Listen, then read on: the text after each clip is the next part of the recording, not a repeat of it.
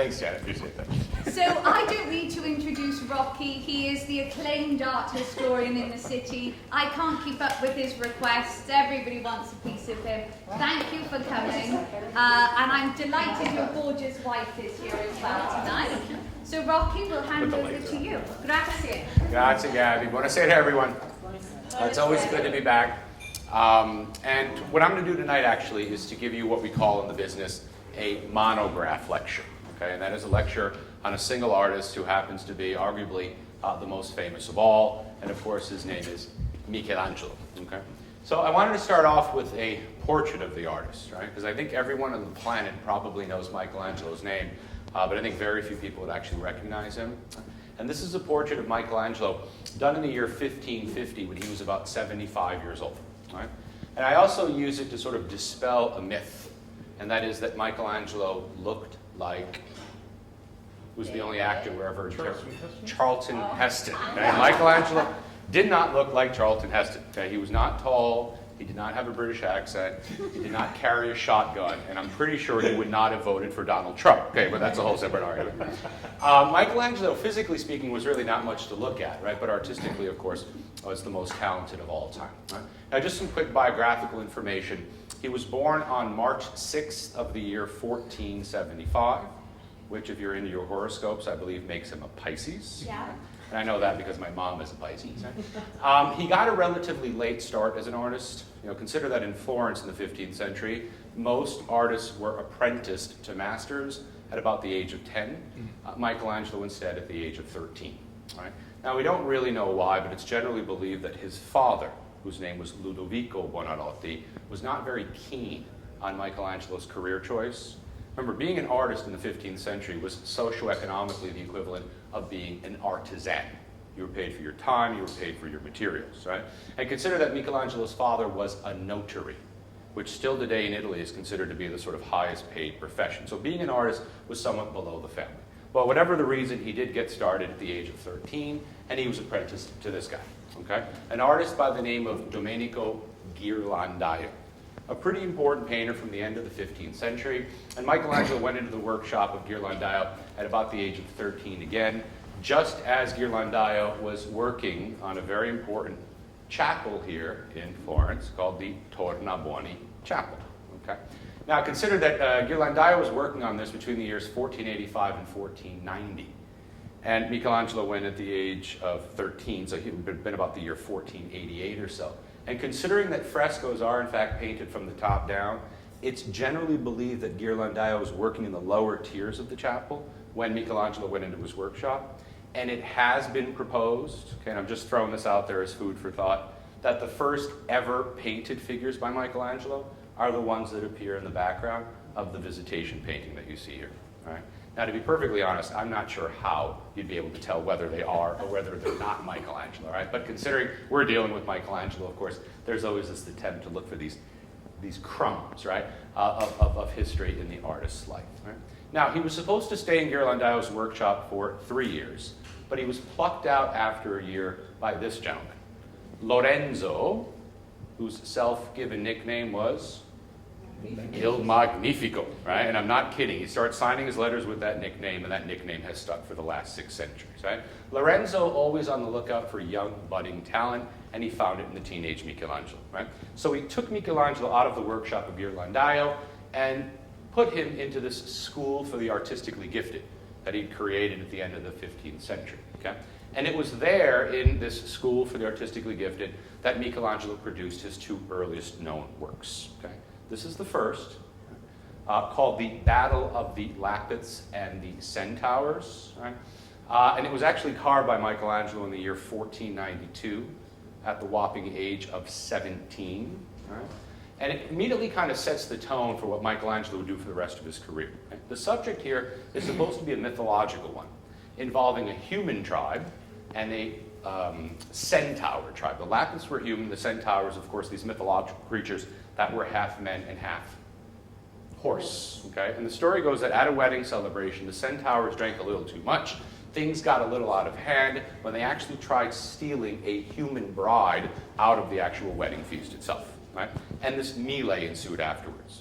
Now that's the subject that Michelangelo is supposed to be depicting here. can anyone see anything that would indicate that there are centaurs present in this particular scene?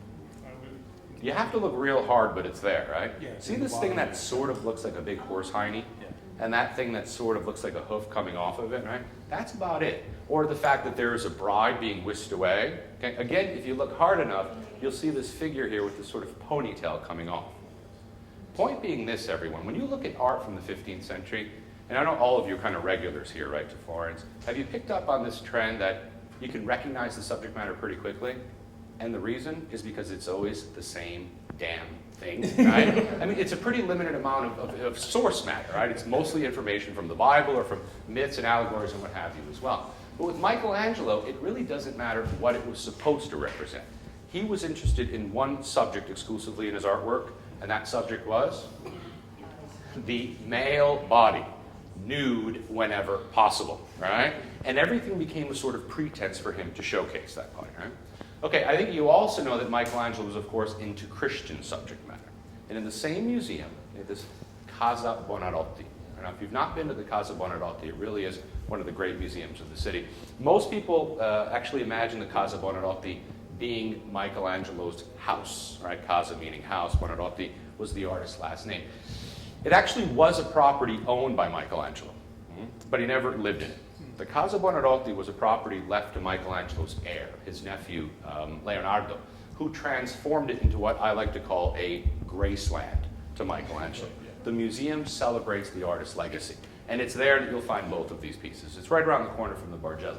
This relief sculpture is called the Madonna of the Stairs, for pretty obvious reasons. See the staircase back there? And if you do get a chance to go see it, very, very important that you look at this relief from the side in profile, because the slab of marble upon which this thing is carved is about 1 inch thick. And on that little bit of material, Michelangelo was able to create this extraordinary sense of depth, almost pictorial, right, in its perspective. Now, the odd thing is that Michelangelo's 2 earliest known works were both relief sculptures. And that's odd because when we think of Michelangelo, we think of sculpture in the round. Why does he continue to work in relief in his early days? And I think the answer is because when Michelangelo was growing up, he was constantly being compared to the greatest sculptor of the 15th century, whose name was? That's the next century, Donatello. Okay? In fact, they were doing to Michelangelo and Donatello what we do to sports figures from different epochs. If Tyson could have fought the great Ali, right? If LeBron could have played Wilt one-on-one, who would be the greater of the athletes? And they were doing the same thing with Michelangelo and Donatello, right? So Michelangelo kind of felt that he was in the shadow of the artist. So working in this technique that we call flattened relief, what he was really trying to do was to beat Donatello at his own game. Because Donatello had invented the technique of flattened relief about 3/4 of a century earlier in this predella piece showing St. George slaying the dragon. I'll show you where this comes from a little bit later on. In other words, showing everyone that not only was he great, Michelangelo, but that he actually could outshine Donatello doing his own particular technique as well. Now, Michelangelo's first professional contract would come for this piece. The year is 1496. He's now a whopping 21 years of age. And his biographers have an interesting story to tell about how Michelangelo sort of fell into his first contract. That supposedly when he was still a teenager, Michelangelo was in the habit of carving sculptures in the ancient manner. In other words, he would carve them so that they looked like they were ancient Roman sculptures. But then he would bury them in the ground for 3 or 4 months at a time, and he would dig them up and he would put them on the art market as if they were ancient originals. In other words, he was making knockoffs. And these are not Louis Vuitton bags. These are much more expensive than Louis Vuitton bags, okay? And one of these knockoffs wound up in the collection of a very, very influential and important cardinal in Rome by the name of Cardinal Raffaello Riario. Right? Now, this guy was an affluent collector of ancient sculpture, and the fake that he bought was in his collection for quite some time. Then somehow he discovered that it was a fake. Right? And what I always imagine is some fancy cocktail party and someone spilling a little Dom Perignon on the sculpture and the dirt washing off and this bright white marble being exposed. And the cardinal flew into a rage. He sends out his goons, right, to find the artist who made the fake, and in they drag a 20-year-old Michelangelo. Now, I always imagine this interview, right, between Michelangelo and the cardinal. And I'm sure Michelangelo got it, right? A lot of tongue lashing, threats thrown at him and what have you. But I also imagine this very discerning patron looking at this 20-year-old sculptor and thinking, I can't believe he's that good. that this kid could fool me to fool my experts into thinking that his piece was an ancient piece. So we asked Michelangelo to do it again. But this time the cardinal wants a fake of the subject Bacchus. Okay? This is the piece that Michelangelo produced. But surprisingly, it was not accepted by the cardinal. And so the question we try to answer is, why would anyone in their right mind not accept a sculpture by Michelangelo? Okay? The answer: you're supposed to look at this and think that it's an ancient Roman piece. All right? Now, on a superficial level, it looks like one. It is nude. It is standing in the traditional contrapposto position. Okay? But if you look more carefully, right, when you look at ancient Roman pieces, I jokingly call them the 2% body fat Evian water drinking people, right? They're all sort of stand there with these perfect bodies with no expressions on their faces and what have you.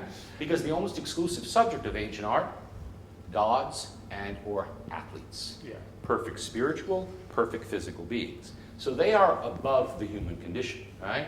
These gods have no feelings. These gods show no emotion. There's no psychology because they are divine beings.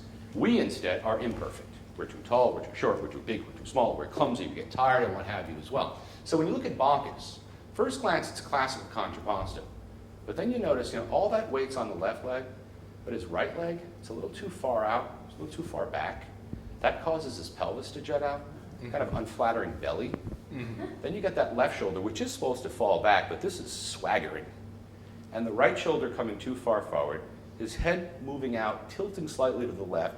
If I look him up like this, then you can almost hear Bacchus slurring his words because he is very clearly, or as my students yell out, wasted, right? Bacchus is clearly wasted, and he is not supposed to be because he is a god. He gives us, thank him, the wonders of fermentation, right? But he's not supposed to feel the effects. So anyone who saw the piece say, wow, that's a pretty extraordinary sculpture, but it's not an ancient representation of the figure, right? He would redeem himself, Michelangelo, with his next piece. So Janet, you're talking about going to Rome. I mean, this is something obviously that's pretty worthwhile to see. The Pieta. Okay, this is the first of 3 that Michelangelo would carve throughout his career. He was a whopping 23 years of age when he carved this. Right? And it's the only sculpture that Michelangelo ever signed.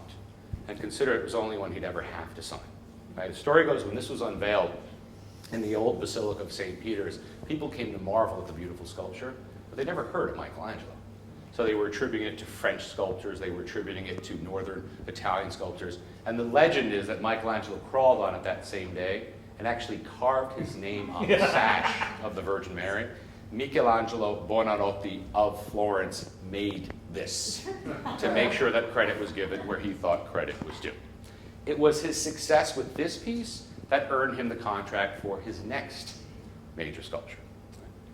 The David, right, carved between 1501 and 1504. Now just to put this in perspective for everyone, by the time Michelangelo turned 30 years of age, he had carved 2 of the greatest sculptures of all time, and each could arguably be the greatest of all time. So this guy's career is going pretty well. Right? Now I'll save all the historical information about the David. I'm sure most of you have actually heard it. What I want to demonstrate to you tonight is that Michelangelo did not roll out of bed one morning and pick up a hammer and a chisel and just let loose on the 18-foot, 9-ton block of marble and just whip this thing up, okay? His David is the result of a long tradition of earlier sculptures. The first of which is this one. This little sculpture, it's about 1.5 feet tall, okay? It's on a pulpit in the baptistry in Pisa. And some of you maybe walk past this thing without even noticing, okay? We're not sure who it represents. Some people think it's Hercules because of the musculature of the body. You notice the lion here and the lion cub there. Others have proposed that it represents Daniel from the Old Testament, but I don't remember Daniel being described as being this buff in the Old Testament. Regardless, the figure is in this contrapposto stance. Right leg down, left leg relaxed, right arm up, left arm down. If you reverse the arm position, you see where Michelangelo got the idea for his pose for the day. Now, did Michelangelo see that little guy? You betcha. Because every time Michelangelo went to a place called Carrara, and why is he going to Carrara? The statuary marble, he would pass through Pisa. Okay? And we actually have drawings of that little figure left by Michelangelo. Or how about this sculpture? How many of you have seen this at the Bargello? This sculpture of David, right, which was carved by Donatello, okay? And by the way, you know this is a representation of David because? Can you make out what that thing is here at the bottom? Yeah, here's the rule of thumb in Florence. When you walk up to a sculpture of a young man standing over an oversized, disembodied head with a rock buried between its eyes, there's a 9.5 chance in 10 that you're looking at a David. Now, this David was carved by Donatello to stand on one of the back buttresses of Florence Cathedral. Okay? And because it was going to be on a gigantic church and be so high up in the air, the opera specifically asked Donatello to make it large. And if you've seen it, you know that it's really not that big. It's only about 7 feet tall from base to head. Too small for a church as large as the cathedral. So they didn't put it on top of the cathedral. They put it inside instead, which is why 100 years later, Michelangelo would be asked to carve a much larger version of the David, which is the one that we see today. In other words, Michelangelo's David was a replacement for the Donatello David that you see right here. Right? Same room, same museum, you will find this sculpture. Right? I think most of you are familiar with this. My students have appropriately nicknamed this piece the Puss in Boots David. Okay? And they nailed it with that one, okay, to be perfectly honest. I could spend the rest of the evening talking about what it represents and what have you. We don't have that kind of time, so I'll limit it to this. What does this sculpture contribute to Michelangelo's version of the David? What do they have in common? Something very superficial. Insouciance? Mm-hmm. The arms again? What do they both lack? Clothing. The nudity. In other words, the Bible, if I remember correctly, does not say that David was nude when he fought Goliath. So if someone were to criticize Michelangelo for showing his David in the nude, he could always defend himself with this precedent. Donatello did. Right? In other words, this kind of gave him that carte blanche that he wanted to show the David in the nude. Or how about this sculpture? Same room, same museum of the Bargello. Okay. This David was created, it's bronze actually, by this artist named Andrea del Verrocchio. How many of you have heard of Verrocchio? How many of you have heard of Verrocchio's most famous student, Leonardo da Vinci? In fact, that's what he's probably most famous for. And the one thing I want you to know about this is that originally the head of Goliath was not positioned between his feet. The head was positioned behind David's right foot. Okay? In other words, if everyone else was doing this image of David with his foot on top of Goliath's head posing, right, for the photographers and what have you, Verrocchio decided that he was going to put the head in a secondary position. Show us a David who's moved beyond the moment, right, of triumph and what have you.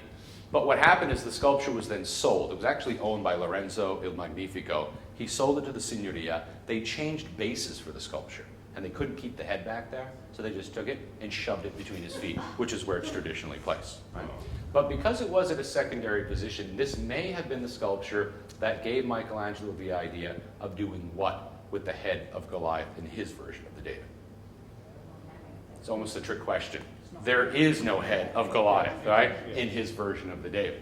So, if there's no head, in all probability, this means that if everyone else was doing after versions of the David, after his combat with Goliath, that Michelangelo is instead a before. Okay, now the verdict is still open on this. There are the before people, there are the after people. I'm 100% convinced that this is David before his contest because it is largely inspired by another Donatello sculpture of St. George. Okay, remember that relief I showed you earlier? He also doesn't have a sword. Doesn't the other Donatello have a sword? But the other doesn't either. You remember the marble one? Although Verrocchio's does, it's a kind of a good point instead, right? We'll kind of throw the whole thing off. He's slinging the rock. Yeah, and I think we get too literal in this interpretation of it. But for me, I mean, when you look at George, okay, so that predella I showed you earlier of the relief sculpture of George slaying the dragon, it's right there. This particular piece, right, showing George at a very specific moment of the George story. You all familiar with George? You all are, you just don't know you are. Any fairy tale or myth or fable you've ever heard involving a knight slaying a dragon and saving a princess is based on the George legend. Okay? Now look at his face. Look at the furrowed brow of George. Look at those fixed eyes, the flared nostrils, the tense mouth, the square jaw, the tension in his neck as well. And once upon a time, George was actually holding a bronze sword in his right hand. And so the idea that, that impending Hollywood moment of, to meet your destiny. Look carefully at that face. Look carefully at that face of Michelangelo's, David, and you see the similarities, right? That same furrowed brow and intense stare and the flared nostrils, and instead here the slingshot in his left hand and the rock in the right hand instead. So borrowing heavily, and I'm not doing this to show you that Michelangelo was stealing ideas from Donatello. It's that Michelangelo had pretty extraordinary taste in choosing the right precedents, right, for his own pieces. Okay, finishes the David, and then Michelangelo receives his first painting contract.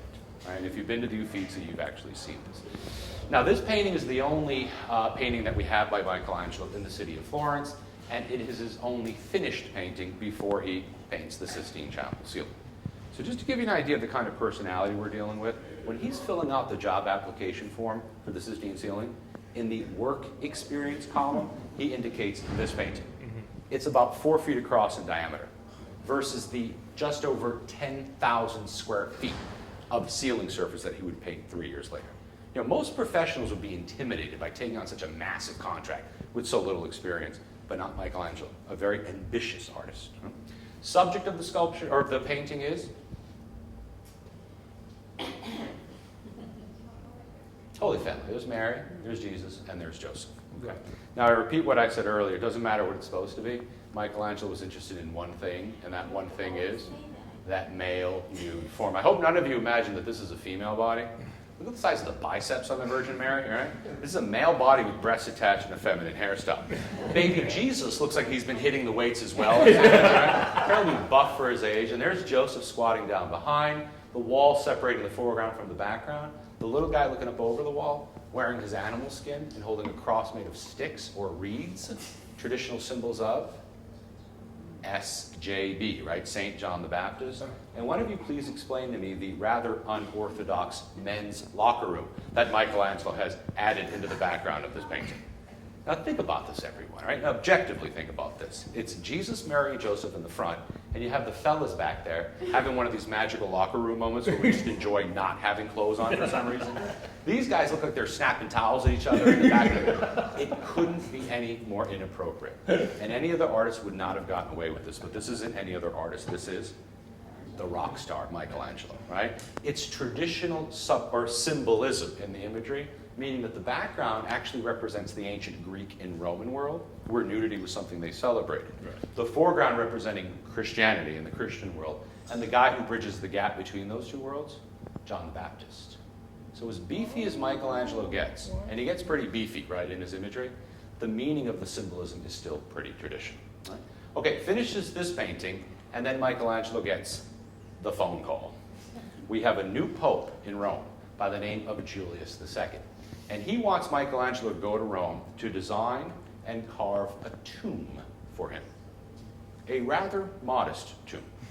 It was only going to be 39 feet tall, 29 feet across, 4-sided, freestanding with, watch me carefully here, 40 over life-size sculptures of about the scale of the slaves that you see at the Accademia here in Florence. Folks, anywhere else in the world, you'd call this thing a church. This is simply going to be the tomb of Pope Julius. I always imagine Michelangelo with the receiver in his hand, listening to what the Pope wanted, and just drooling on himself, right? I mean, this is the commission of a lifetime. So he immediately goes, signs the contract with Pope Julius, then he takes off for Carrara. He orders 100 tons of marble shipped to Rome. So he gets started on the project when Pope Julius changes his mind. Says, listen, hold off on the tomb project.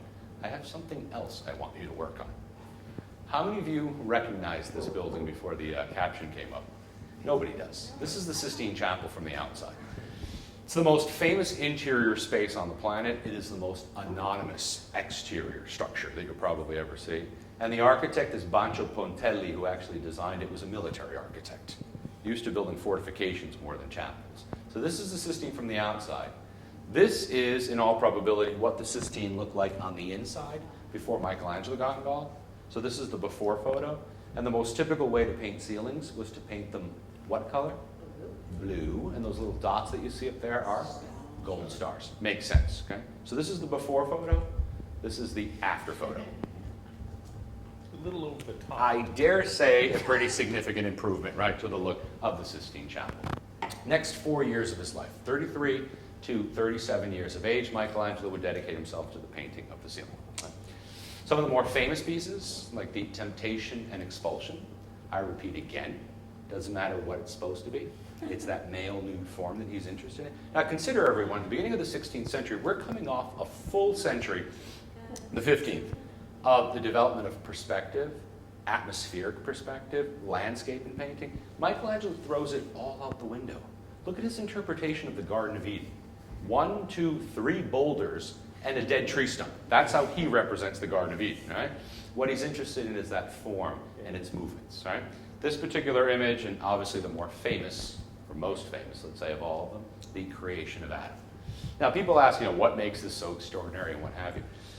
There's this kind of kick that I'm on now with my students about how these artists interpret the subject matter. And the analogy that I like to make is that these visual artists, the sculptors and the painters, are working the same way modern film directors work today. They're reading literature, they're reading screenplays. So if you pick up the book of Genesis to read the story of how Adam was created, remember Adam, right? 2 words in Hebrew, from the earth.